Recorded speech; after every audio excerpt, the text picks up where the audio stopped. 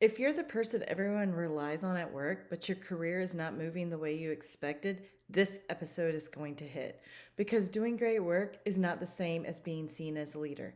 And for a lot of high performing women, that is exactly where things start to stall. Ready? Let's dive in.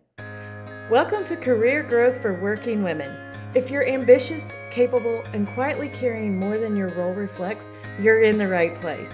I'm Shannon, promotion and compensation coach, and I help women fast track their next promotion by teaching them how to show their value so clearly leadership can't overlook them. Here, we talk about career advancement, visibility, burnout recovery, and building confidence without burning yourself out or shrinking to fit someone else's expectations. So grab your coffee or reheat it for the third time and let's get into it. Hello and welcome back to the show. My guest today is Limor Bergman Gross, and her career path will sound familiar to many women who have been told that great work will eventually speak for itself. Limor spent more than 20 years in the tech industry, leading engineering teams across continents and growing into a director of engineering role. Like many high performers, she became the person everyone relied on. The problem was that being indispensable did not always translate into visibility, influence, or advancement that work deserved. That experience led her to start asking a different set of questions about leadership growth, questions about influence, perception, and what actually separates strong contributors from strategic leaders. Today, Limor coaches women in tech who are ready to move from execution to leadership impact. She focuses on helping them translate their work into visibility, build strategic influence, and grow their careers without overworking or constantly proving themselves. Limor, welcome. I'm so glad you're here today with us. Hi, Shannon. Thank you. It's a pleasure being here today. Okay, so you spent all these years being the person that everyone relied on. When did you start to notice that delivering great work alone was not enough to move your career forward? Yeah, that's a great question. So, my breaking point was actually when I was promoted, funny enough. So, I Oh, started my wow. career as an engineer. Hmm. And at some point, I'm a very quiet person, introverted, doing my work, and it worked for a while. I was promoted for engineer, senior engineer, and then I was promoted to a staff engineer. And then I started asking myself questions. Is this what I want? Because the staff engineer was the level equivalent to a manager. Like either you go into deep technical kind of excellence and grow your career there, or you go into leadership. And my manager decided for me, I will be a staff engineer. So I started asking myself, is this what I want? Right. And the answer was no. But no one knew about it. That was the problem. Not even me. Not even me. I love that. Yeah. So it took me, by the way, it took me several years since that epiphany to moment to actually become a manager. Okay. And what I Okay. do today, I want to help women to save themselves the pain and the time and do it much sooner. Yes. Yeah. So we talked about in the your bio about like shifting from an executor to a strategic leader. So what are those changes and what does someone need to do in order to make that mindset shift or even that actual shift to become that strategic leader instead of just an executor? Definitely. I mean, one of the challenges is that when we are on the day to day, we're so busy. So we do the busy Yes. work. We focus on execution. Yes. We focus on the daily tasks. And usually we're so overworked, so overwhelmed that we don't have time to think. And Mhm. this is the number one problem. You have to find time to think.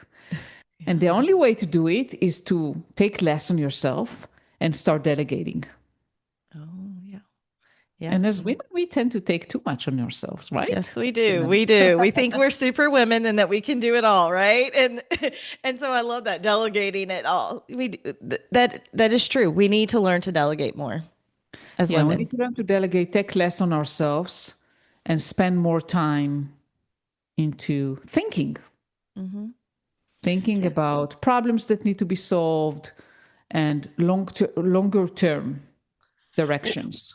What would you say to the woman listening that's like, okay, I understand what you're saying about delegating, but I still want to be that person that they can count on and that they rely on, and that I want to be seen as that leader. And if I give something away instead of, delegating it, then maybe my manager, my boss, the person above me will see me as less than. How would you encourage her? Yeah, that's a typical challenge a lot of women face.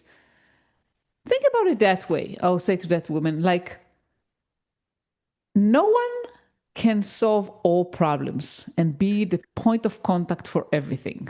There is Yes. no such person. Nope. So even if you're not the point of contact for everything and people don't approach you to solve every problem, it doesn't mean that you're not valuable. Mhm. Always, I like to reframe leadership in that way. So if you're leading a team or maybe multiple teams, what happens if you go away for a day, a week, a few weeks, a month? Oh, Does everything collapse? nope. So if the answer is yes, you are in deep problem. So it means you're You are taking the on too much. problem. Yeah, you become a bottleneck. Yeah, exactly. And that's not good, not for you and not for the business, right? I mean, Correct. I always tried it when I was leading not to rely too much on one person, because if that person is sick, Right. away on vacation, or maybe leaving the company, we'll be doomed to fail. So you never want to become a bottleneck. Right. It's not going to be good for your mental well-being, and also not going to be good for the company. Right. That's true. That's true. Yeah, because I mean, you never know when something might happen, and if you're the one that everybody's relying on, and something happens to you or someone happens to one of your coworkers and you're relying on them, then that does cause a lot of issues. And so it's got to be, you got to divvy up everything a little bit to everyone. So, and then work in their strengths. Like, this person might be really good at this and this person might be really good at that. So have them do that, because that will excite them and get them excited about doing their work, versus you might like, I don't want to file this paperwork, or I don't want to do this spreadsheet. But Susie over here loves spreadsheets. Maybe she can do the spreadsheet. So I think that helps bring an entire work environment that's happy and healthy for everybody. Definitely. So what do you think is one of the biggest misunderstandings about leadership growth, especially for these high performing women that are listening? I think one of the misperception is that it comes leadership equals a title, leadership equal management, and I'm always trying to detach the two and Okay. encourage the women I work with to exercise leadership without relying on a title. Oh yeah. Mm-hmm. And Yeah. that's actually what's going to help you grow, and that's what actually going to get you promoted, because you take on more things that are showing the great leader you are, and operate it at the next level without anyone giving you the permission or the title. And this is where I failed, and a lot of women fail, because we really are obedient. Yes. We're waiting for someone to tell us it's okay. Right. Be Exactly. bold. We need to be bolder, right? Right. And take on, Yeah. start solving problems that people maybe didn't ask us to, but they're needed and we can help. Yeah, I love that, because I think that sometimes if we don't have that title, we feel like we can't bring our experience, our opinions, our thoughts into a meeting or up to, whoever needs to hear it. But in reality, those are exactly what we need to be doing. And so I love that you're like, leadership isn't about title. You have these thoughts and opinions. You can see things from your perspective that maybe your boss can't see them, because they have so many things going on in their brain. And so I love that encouragement of just bringing it up. Even if you don't have, quote unquote, a title, just it's your experience. Yeah, and a great book I always recommend is The Leader Who Had No Title by Robin Sharma. Oh, good. I haven't It's read that one. I'll have to read that one. You should. Yeah, and it's not the most famous book that Robin Sharma wrote, right? The Monk Who Sold This Ferrari, another great book, is the most, I think the most Yeah. known. But The Leader Who Had No Title impacted me a lot. Okay. because it exactly talks about this thing, about how everyone can exercise leadership, no matter if you're like a cleaner. Right. Doesn't matter what your role is. And, I've seen interns, I was handling interns and I saw interns, how they can do incredible things and take initiatives and bring wonderful ideas. Right. Yeah. Yeah, because it's a new perspective, and I absolutely I love that. So you've led global teams, you've led remote teams. Like, what did that experience teach you with about trust and influence, and like even how you didn't have to be right next to a person to totally trust them. The proximity didn't matter to you. Like, how did that impact you? Yeah, I always say that though. It's not that proximity didn't matter, it just you can make it work. A lot of times it's harder. Yeah. So I will say that, right? When you work with people in person, it's easier to build trust and build a relationship because you see them. You're able to do those small talks. You can go to lunch, Right. there are things you can Right. do. But you can still do it when you work remote. It just takes intention and more Yeah. effort.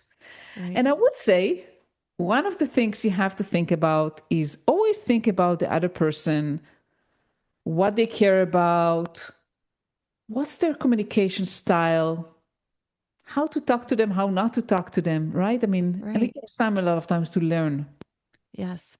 to And that learn goes people. for whether they're next to you in the next Yeah. cubicle, office, whatever, or if they're across the ocean from you, like learning to communicate and learning their style and learning what's important to them. That's huge no matter what. Yeah, because one of the mistakes that people make is that and this is coming natural to everyone, right? You have your own style and you Right. treat everyone like you like to be treated. Yes. But it doesn't work. And then you have conflicts with different people. Oh, I don't like this person.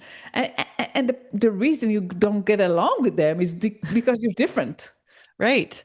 Yeah, absolutely. Absolutely. I love that. So, okay, what advice would you give for someone who's trying to grow in their career, but they're just solely basing it all on their hard work? They think that to advance in their career that they have to it's all on the hard work. What advice would you give to that listener today? If you're doing a hard work and no one knows about it, it's like you never did anything. Yeah. It's like, the young generation today, if you haven't posted something on social media, you haven't been there, right? Right, exactly. It's not official until it's on social media. Yeah. So you need to combine visibility and relationships into your work. You have to make sure that people know what you're doing, and you got to make sure that you build relationship with the right people. Yeah. Yeah. I love that because yeah, you got to see you got to I think all comes back. I mean, this whole conversation has been about relationship. I mean, Yeah, that's one of the most important things when in your career is the relationships that you build, yeah, especially in the workplace. So, especially. Yeah.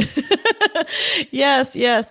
Okay, so where can my listeners follow you or connect with you if to connect with you? Yeah. I would always point people to LinkedIn where they Okay. can find me, connect with me, learn what I do. That's the best place. Awesome. Awesome.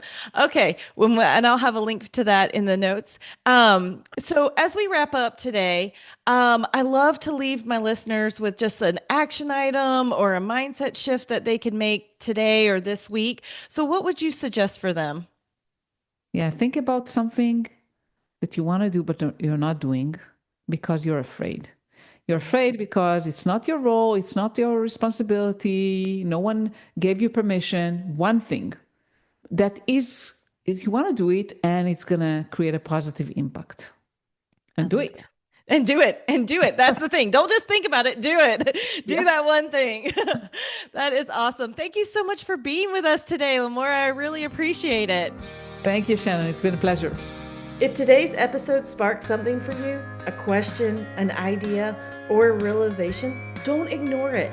I offer promotion strategy calls where we walk through your current role, your goals, and how to position you for your next promotion or raise without burning out or overworking.